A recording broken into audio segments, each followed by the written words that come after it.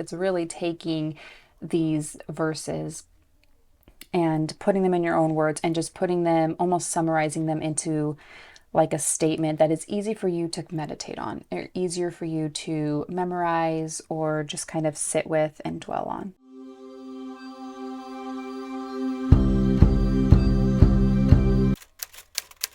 Hi, welcome back. So today we're going to be doing week 2 of our Declared Truth study. And this week we are doing truth over waiting, or wait on the Lord. And I specifically did this one because I know a lot of people, the majority of the people that are doing the study are part of the studio. And if you were part of the studio, you might have done our last study last month, which is Wait on the Lord. And so I did take verses from this. And so this is where I really like Declaring Truth, because basically what you could do is, after doing a study like this, you could go through these verses, right? And we just wrote them. So we just had a verse every day and we wrote it down. But then you could take it further and then take these verses and pull out the truth and put them in a chart like this. And so that's why I chose this, is so we can kind of, you can see that like the verses that I chose are literally just verses from this study. So not all of them, but I pulled the verses from here. So I didn't do each and every one, but they're all from this study basically. So I did that just because there are times when I'm doing some kind of Bible study or something, I will still do this type of thing. So I might do like the Bible study or whatever it asks you to do, but then I will go and do one of these charts. So I just kind of wanted to show you that you can do that. So here are our verses we are doing, and I'm going to do the same thing as last week. We're just going to kind of go through them, and I'd, kind of show you what I would write down.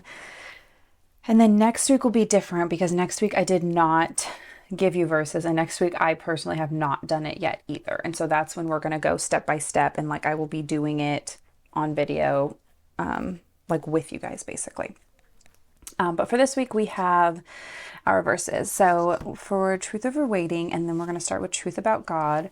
Our first one we have is Psalm 25:20. Verse 20 is, "O guard my soul and deliver me. Let me not be put to shame, for I take refuge in you."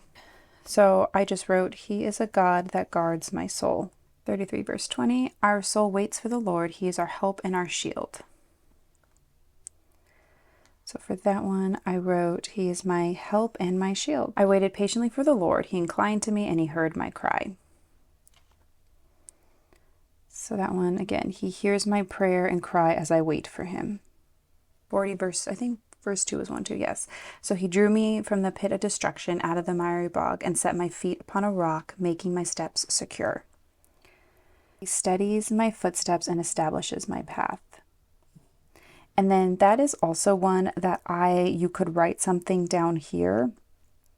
I don't think I put it down here, but the end part of that is, making my steps secure. So you could also, that is about God, but you could also say, like, my steps are secure down here. My steps are secure because of God, or because, as I wait. So you could do, either one for that one. And then Isaiah 40:31, "But they who wait for the Lord shall renew their strength. They shall mount up on wings like eagles, and they shall run and not be weary, and they shall walk and not faint." So He gives me strength as I wait for Him. And again, don't feel like yours is going to look or has to look exactly like this. It might sound a little bit different. It might look a little bit different. But, as you're reading, just think like, okay, what can I pull out of this that is about God? Isaiah 30:18, "Therefore the Lord waits to be gracious to you, and therefore He exalts Himself to show mercy to you." So He is a God that waits and longs to be gracious to us.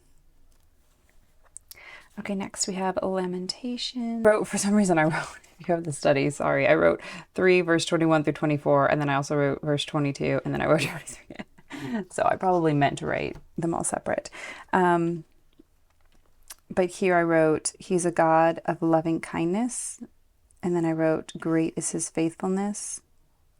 And then His tender compassions and mercies never fail.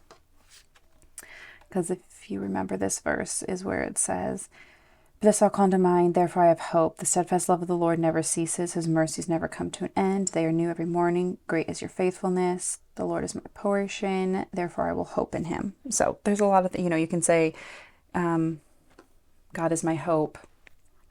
God is my portion.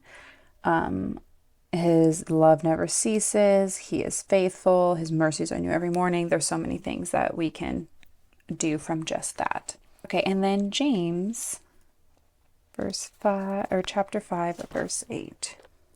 Okay, and that one says, you also be patient, establish your hearts for the coming of the Lord. So I wrote, he is a God that is near.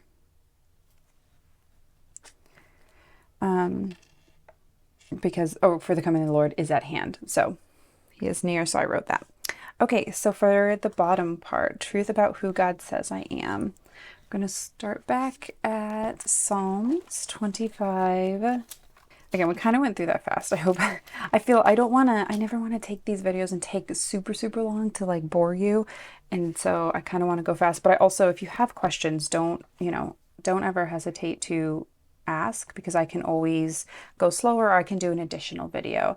I feel like the top part is a little bit easier, so maybe we'll go a little bit slower here, because I feel like this is the one that people seem to struggle with more. Okay, so Psalm 25 verse 5 is, lead me in your truth and teach me, for you are the God of my salvation, for you I wait all the day long. And I wrote, I can wait expectantly for his truth. Okay, because it says, lead me in your truth and teach me, for you're the God of my salvation, for you I wait all day long. So I can wait for his truth, and I can wait expectantly for his truth. Next is Psalm 27, verse 13 and 14. So that says, I believe that I shall look upon the goodness of the Lord in the land of living. Wait for the Lord, be strong, and let your heart take courage. Wait for the Lord. So I wrote, I can wait on his goodness. And again, you could even write down that, like, I shall look upon the goodness of the Lord. I can be strong. My heart can take courage as I wait for the Lord. So there are a few ways that you could write that one too. Okay, next is Psalm 33. 33:21 is, for our heart is glad in him because we trust in his holy name. That is, I can lean and rely on his holy name. Psalm 31:24. Oh, be strong and let your heart take courage. Okay, so that was kind of like that Psalm 27. But for that one, I wrote, I can be strong and courageous as I wait for him.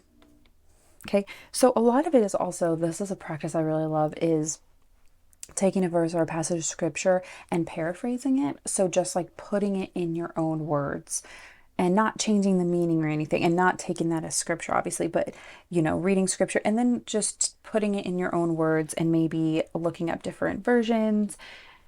And so that's kind of a practice I do sometimes when I am studying a Bible verse. And so that's kind of what I feel like as I'm reading this, that's kind of what I feel like this is. It's really taking these verses and putting them in your own words and just putting them, almost summarizing them into like a statement that is easy for you to meditate on, or easier for you to memorize, or just kind of sit with and dwell on, if that makes sense. Okay, next is Psalm 37, verse 7. So it says, and now, O Lord, for what do I wait? My hope is in you. And I wrote, my hope is in heaven, not in this world. Again, like, it's not exactly what it says, but if my hope is in God, then my hope is in eternity. My hope is in heaven, right? With him. And so that's kind of how I wrote that. Again, like kind of paraphrasing and just rewriting it. Okay, next let's do Psalm 62, verse 1 through 2. It says, for God alone my soul waits in silence. From him comes my salvation. He alone is my rock and my salvation, my fortress. I shall not be greatly shaken. Again, those are some that we could have written up here too. But I wrote, my soul can wait in silence for God. Psalm 130, 5 through 6. And that says, I will wait for the Lord, my soul waits, and in his word I hope. My soul waits for the Lord more than watchmen in the morning, more than watchmen in the morning. So I wrote, I can wait patiently and expectantly for him. Again, you could even write, my soul can wait in the Lord. In his word, I can hope. more than watchmen in the morning. I can wait on him. I can rely on him. I can expect him. I can be hopeful. All those different things are things that we could write down. Okay, let's go to Isaiah. Isaiah 8, verse 17. I will wait for the Lord who is hiding his face from the house of Jacob, and I will hope in him. Again, I just wrote, I will wait eagerly and look for the Lord. Isaiah 40:31. But they who wait for the Lord shall renew their strength, and they shall mount. Okay, so that one is one that I used for both of them. And sometimes I will do that if I see a verse. So we will go through this when we're doing the next ones. But if I have a verse, I will see if I can use it for both of them, is what I typically do. I'm not like looking at a verse and being like, oh, I can only use it for this. I typically, when I am doing a study, if I'm reading a book of the Bible or like this, if I'm studying wait on the Lord, for each verse I will read it and I will say what is about God and what is like a truth about who he says I am, and I try to like split it up. So this was 40:31. So if you remember up here, we said what? Right here. We said he gives me strength as I wait for him. And then down here I say I can expect and look for and hope in him alone. Okay, so for Matthew chapter 24, verse 42 through 44, I wrote, I can watch and wait for him to speak to my heart. Again, there's a lot of different things you could write for this one. So, and I use the Amplified version, but therefore stay awake. So you can write, I am called to stay awake because I don't know when the Lord is coming. Therefore, you also be ready. So I could write, I can be ready. I can be expectant. Write many different, various different things for that one. Okay, and then our last one is Galatians. Okay, so for Galatians chapter 6, verse 9, it says, and let us not grow weary of doing good, for in due season we will weep if we do not give up. So I wrote, I can wait on him in every season. And again, various different things you could write. You could write, I'm called to not grow weary of doing good. In the right season, I will reap if I do not give up. I am called to not give up. There's several different things you could write for that one too. So that is how I did it. Again, if you did do the wait on the Lord writing plan, you could do the same thing. Like you could just come here, look at this, look at if you had any like commentary stuff that you wrote, like I wrote commentary. You could even use those and write that kind of stuff. Like even here. So this is for Psalm 123, where it says, to you I lift up my eyes, the one enthroned in heaven. We'll look at you until you're gracious and favorable toward us. And I have commentary here. And it says, and to God we must look for daily bread, for grace sufficient, and for him to receive it thankfully. So even from that, you can write, to God I can look to him for my daily bread. Here I talk about expect him to move, to act. Like those are things you can write down too. I can, hope in his word. I can hope in his truth. I can hope in his promises. I can wait expectantly for him continually. As you do if you do word studies, you can always use that kind of stuff, like be strong, let your heart take courage. I can lean on him, I can rely on him, I can wait on him. Because of his strength, I can wait on him. That's another one that you could do for truth about who God says I am. I can have full and complete confidence in who he is. So there's lots of different things, you could do, even just if you did this study and if you don't feel like maybe following along with the verses I gave, you could even just go through these and read the verses. If you took extra notes, read those and do that too. So I hope this was helpful. And let me know if you have any questions about declaring truth or about the verses this week.